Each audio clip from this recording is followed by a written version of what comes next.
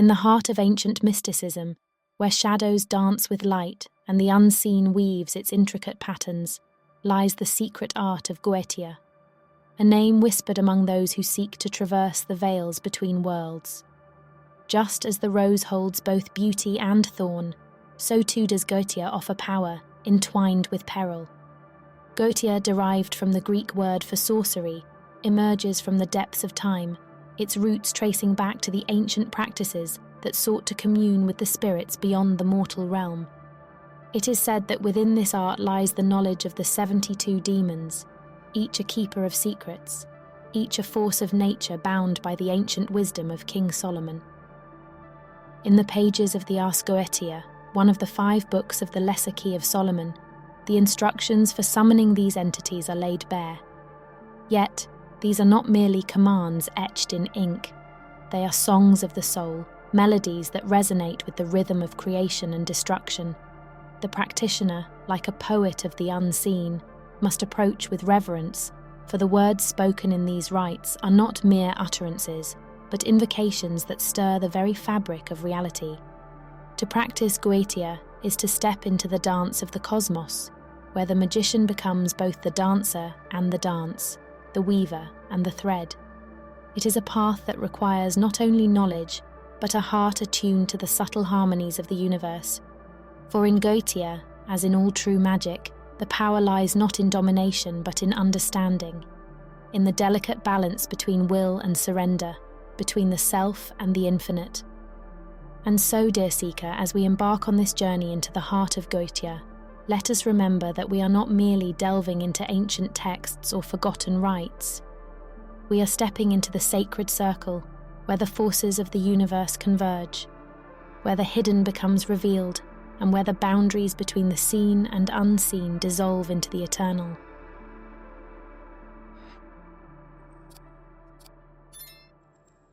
In the dawn of ancient wisdom, where shadows intertwine with the light of the cosmos, the Ars Goetia emerges from the depths of history, whispering secrets of a time when the veil between worlds was but a gossamer thread. This venerable tome, woven into the tapestry of mystical lore, holds within its sacred pages the echoes of a primordial age, where the obscure and the arcane danced in harmony. The origins of the Ars Goetia are as elusive as the morning mist, shrouded in the mystery of ages past. It is said that this grimoire, a revered fragment of the Lesser Key of Solomon, was born from the confluence of ancient traditions and esoteric knowledge. The very name, Ars Goetia, which translates to the art of sorcery, reflects a profound legacy that stretches back to the primordial roots of magical practice. It is here, in this ancient text, that the arcane art of summoning spirits finds its voice, a voice that resonates through the corridors of time. Legend speaks of King Solomon, the wise ruler whose name is etched in the annals of mystical history, as the sage who first penned the rituals and invocations contained within the Ars Goetia. With his unparalleled knowledge and occult favour, Solomon is said to have mastered the secrets of the spirit world, binding the energies of 72 powerful entities to his will. These entities are bound by ancient rites and cosmic laws, their names and functions recorded with reverence and precision. Yet the origins of the Ars Goetia are not merely a tale of magical mastery, they are a reflection of a deeper quest for understanding. It is said that the grimoire embodies the ancient quest for communion with the hidden, a journey into the heart of the cosmos, where the boundaries between the seen and unseen dissolve. The text itself, a living testament to the power of ritual and intention, serves as a bridge between the mundane and the sacred, offering a glimpse into the eternal dance of existence. As the sacred words of this ancient grimoire unfold before us, let us embrace the wisdom recorded with no judgment, for the eternal light that guides us shines through the shadows of time.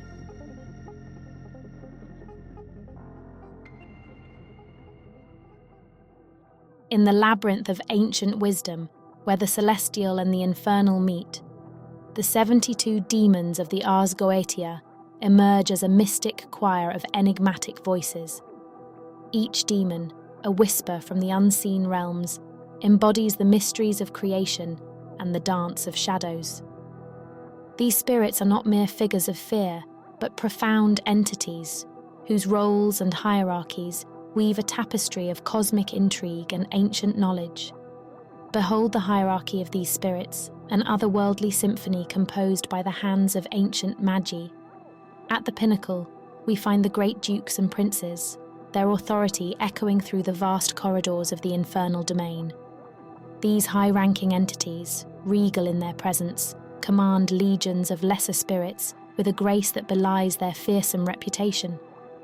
Their roles are both profound and paradoxical, guardians of arcane secrets, wielders of influence, and bearers of wisdom that transcends mortal understanding. Among them, Baal stands as the foremost of this celestial assembly, a grand duke whose very name reverberates through the cosmos. A master of transformations, capable of assuming myriad forms, each a reflection of the ever-shifting nature of the universe. His dominion extends over all that is unseen and unfathomable, a reminder of the boundless possibilities that lie within the veil of existence. Next, we encounter Asmodeus, an entity whose presence embodies the fire of passion and the depths of desire. As a king among demons, his role is to stir the human soul, to ignite the flames of both creativity and destruction. He is a reminder of the delicate balance between creation and chaos, a force that must be navigated with wisdom and restraint. Then there is Paimon, the king who rides upon a camel, his authority both feared and revered. Paimon, with his knowledge of all things hidden, guides seekers through the labyrinth of the mind, revealing the arcane truths that lie dormant within the human spirit. His wisdom is a lantern in the darkness, illuminating the path of those who seek understanding. Each of the 72 spirits, from the noble Marbas to the enigmatic Baphomet, play a role in this grand cosmic drama. Their hierarchies are not mere structures of power, but reflections of the complex interplay between light and shadow, knowledge and ignorance. They are emissaries of paradox, embodying the eternal dance of creation and destruction, of order and chaos. To commune with these spirits is to enter a realm where the boundaries of reality blur, where the mysteries of the universe unfold in a dance of the unknown.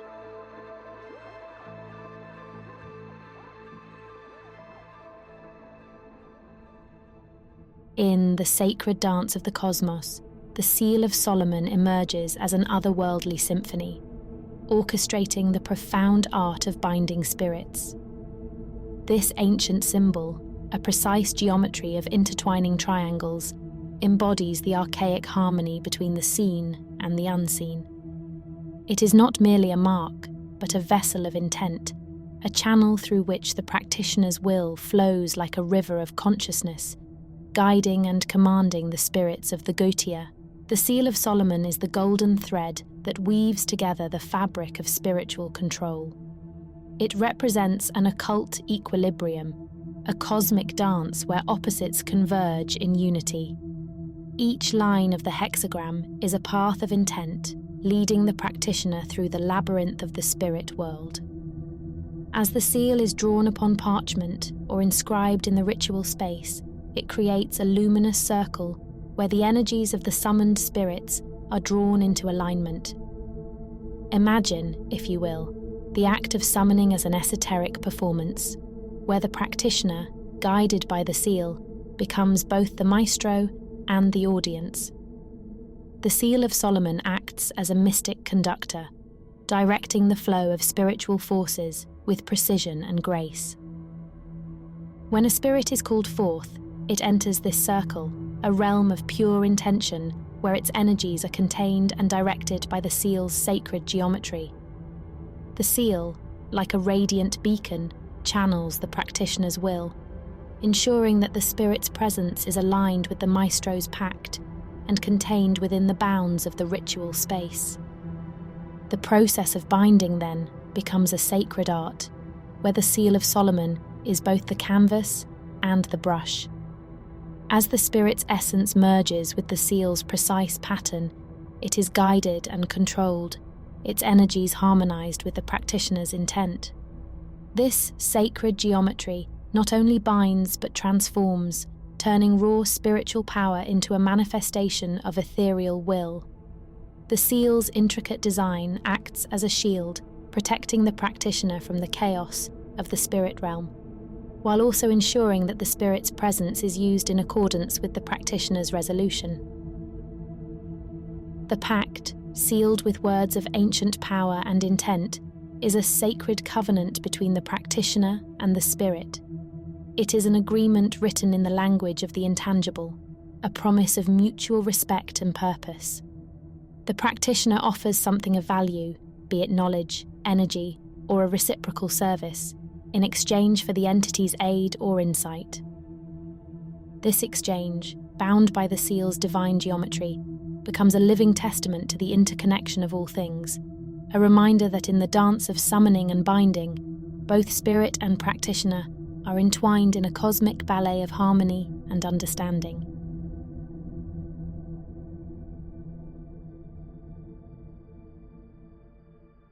In the spiritual theatre of the Goetia, where the cosmic forces swirl in a dance of divine mystery, the tools of the practitioner become the instruments of celestial artistry. Each tool, meticulously crafted and imbued with intention, serves as a bridge between the earthly and the ethereal, guiding the practitioner through the intricate rituals of summoning and binding. These tools are not mere objects, but mystic vessels, each one a conduit for the energies that shape the spiritual realm. The magical circle, the first of these sacred instruments, is a realm of protection and purity.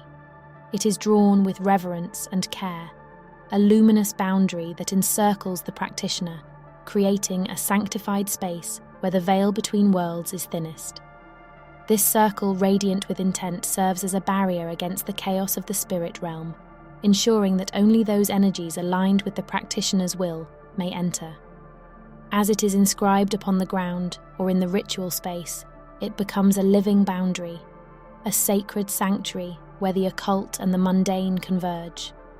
Within this circle, the triangle of art is drawn with precision, a sacred shape that acts as a focal point for the summoned entity.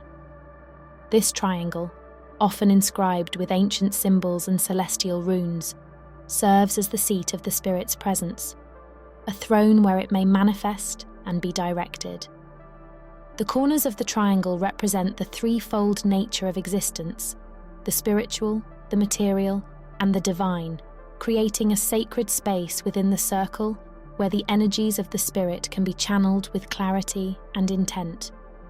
As the practitioner stands within this triangle, they become the axis upon which the non-material energies turn, guiding and controlling the spirit with a heart attuned to the harmony of the cosmos. The ritual dagger, the third of the Goetia tools, is a blade of divine craftsmanship, a symbol of the practitioner's will and authority. This dagger, often adorned with mystical symbols and sacred engravings, serves as a tool of both protection and precision. In the hands of the practitioner, it becomes an extension of their intent, a means to draw and direct the energies required for the ritual.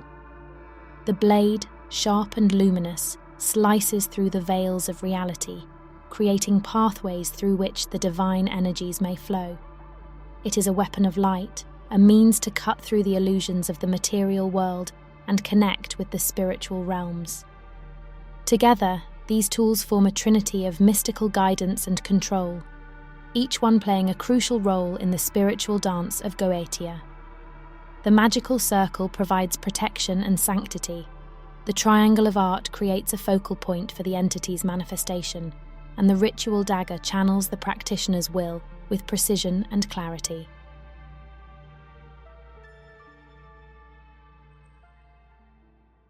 These famed practitioners embody the essence of spiritual alchemy, transforming the arcane into the luminous and the hidden into the revealed. Their stories, rich with mystery and insight, illuminate the path for those who seek to unravel the secrets of the cosmos. Among these revered figures is the enigmatic figure of King Solomon, the archetype of occult wisdom and spiritual authority. Solomon, whose name is etched into the annals of esoteric lore, stands as the exemplar of Goetic mastery. It is said that he wielded the seal of Solomon with unmatched precision. His encounters with the spirits of the Goetia, recorded in ancient texts, reveal a sovereign who balanced the ethereal and the earthly, guiding the spirits with both wisdom and authority. His legacy, a blend of spiritual authority and practical insight, continues to inspire those who seek to navigate the realms of the unseen. In the shadowed corridors of history, the name of Aleister Crowley resounds with both reverence and controversy. This modern mage, whose life was a tapestry of mystical exploration, delved deeply into the mysteries of Goetia. Crowley's writings and rituals, infused with his unique blend of mysticism and rebellion, offer a contemporary interpretation of the ancient practices. His approach, bold and visionary, redefined the practice of Goetia for the modern era, blending the old with the new and forging a path for future seekers. His influence, like a comet across the night sky, left an indelible mark on the landscape of occult practice. Then there is the lesser-known figure of Dr. John Dee, the 16th century scholar and occultist whose quest for divine knowledge led him into the heart of Goetia. Dee, accompanied by his scribe Edward Kelly, engaged in profound conversations with the spirits, seeking wisdom and insight from the ethereal realms. His journals, filled with otherworldly dialogues and esoteric symbols, offer a glimpse into the profound and often enigmatic nature of Goetic practice. Dee's dedication to understanding the spiritual dimensions of existence, combined with his scholarly approach, highlights the intersection of knowledge and mysticism. These practitioners, each a beacon of spiritual inquiry and mastery, illuminate the path for those who walk the journey of Goetia. In their teachings and practices, we find a mirror to our own spiritual journey, a reflection of the eternal quest for understanding of the unseen.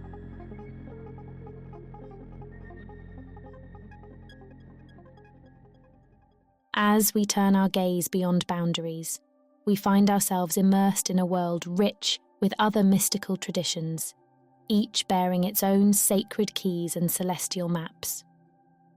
Consider the ancient art of Kabbalah, where the soul ascends the tree of life, tracing the emanations of the divine through spheres of existence. Here, the seeker moves through Sephiroth, each a station of wisdom, strength, and beauty, each a reflection of the divine unity. The Kabbalist, much like the Goetic practitioner, seeks communion with spiritual entities, yet the nature of this communion is steeped in a language of light, a mysticism that reaches towards the ineffable, rather than binding the spirits to earthly will.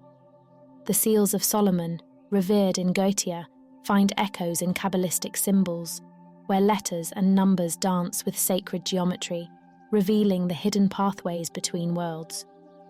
Yet, while Goetia seeks to command, Kabbalah seeks to understand, to lift the veil of the mystical through contemplation and spiritual ascent. Turn now to the mystic shores of ancient Egypt, where the priest-magicians of the Nile held sway over the forces of the cosmos. Here, in the shadow of pyramids and temples, the art of Heka flourished, a magic intertwined with the very fabric of creation. The Egyptian magicians, like their Goetic counterparts, invoked and interacted with deities and spirits, yet their rituals were steeped in a different essence, a reverence for Ma'at, the cosmic order. Their spells, inscribed on papyrus or carved into stone, were less about command and more about alignment, aligning with the forces of the universe, with the rhythms of the Nile, and with the eternal cycles of life and death. In the tools of Goetia, the circle, the triangle of art, the ritual dagger, we might see reflections of the Ankh, the Jed pillar, and the Waz scepter, symbols that held power not to bind but to channel divine forces.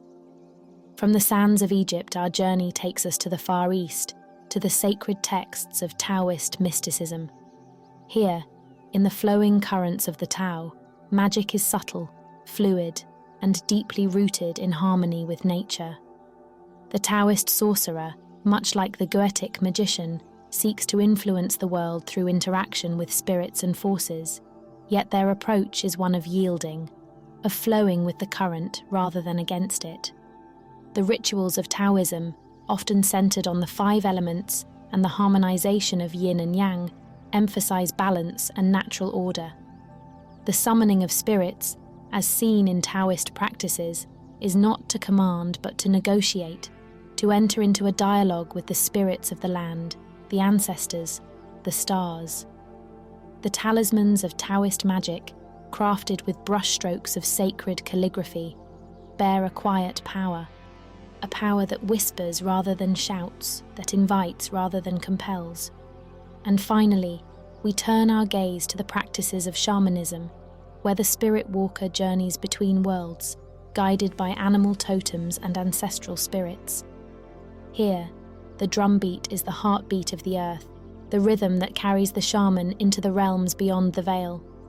In the shamanic tradition, we find a magic that is deeply personal, deeply connected to the earth and its cycles. The spirits summoned in shamanism are not bound but befriended, not commanded but revered. The shaman, unlike the Goetic practitioner, does not draw circles to contain but steps into the circle of life, becoming one with the spirits, the animals, the ancestors. The tools of the shaman, the drum, the rattle, the feather, are simple, yet they hold a power that is profound, a power that is born from the earth and returns to it. In comparing these traditions with Goetia, we see a rich tapestry of human endeavour, a shared quest to touch the divine and shape the world through spiritual means. Yet, each tradition carries its own flavour, its own approach to the mysteries. Goetia, with its emphasis on command and control, stands in contrast to the more harmonious and integrative approaches of Kabbalah, Egyptian magic, Taoism, and shamanism. Yet all are expressions of the same deep yearning, the yearning to connect, to understand, to influence the world through the sacred and the unseen.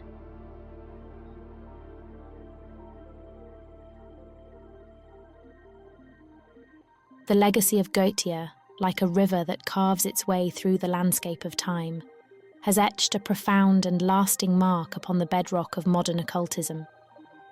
This ancient art, born in the dimly lit chambers of medieval sorcery, has woven itself into the very fabric of contemporary esoteric practices. Its influence is as the roots of an ancient tree, hidden beneath the earth, yet nourishing the branches that stretch toward the heavens in search of the light. In the echoes of the past, we find Goetia not as a relic, but as a living tradition, its teachings and rituals still whispered by those who walk the path of the hidden arts. The practitioners of today, much like their forebears, seek communion with the spirits that dwell beyond the veil, invoking the 72 demons not as mere entities, but as echoes of a profound mystery, as keys to unlocking the doors of the unconscious mind. The sigils of Goetia, once scrawled in ink and blood, now find their way into the digital realm, where they are shared, studied, and practiced by a new generation of seekers. These sigils, like maps to an unseen world, guide the practitioner through the labyrinth of the spirit, offering pathways to power, knowledge, and transformation. Yet, in modern occultism, Goetia is not merely a tool for the summoning of spirits. It has become a symbol, a metaphor for the deeper currents that run beneath the surface of reality. The demons of the Ars Goetia, once feared and revered, are now often seen as aspects of the self, manifestations of the shadow that each individual must confront and integrate.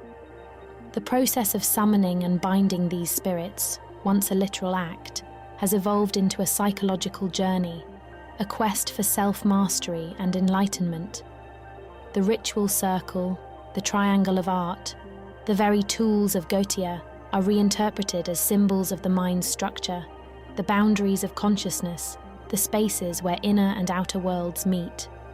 The legacy of Goetia also flows through the veins of various modern magical orders and traditions, such as the Hermetic Order of the Golden Dawn and the Thelemic tradition founded by Aleister Crowley.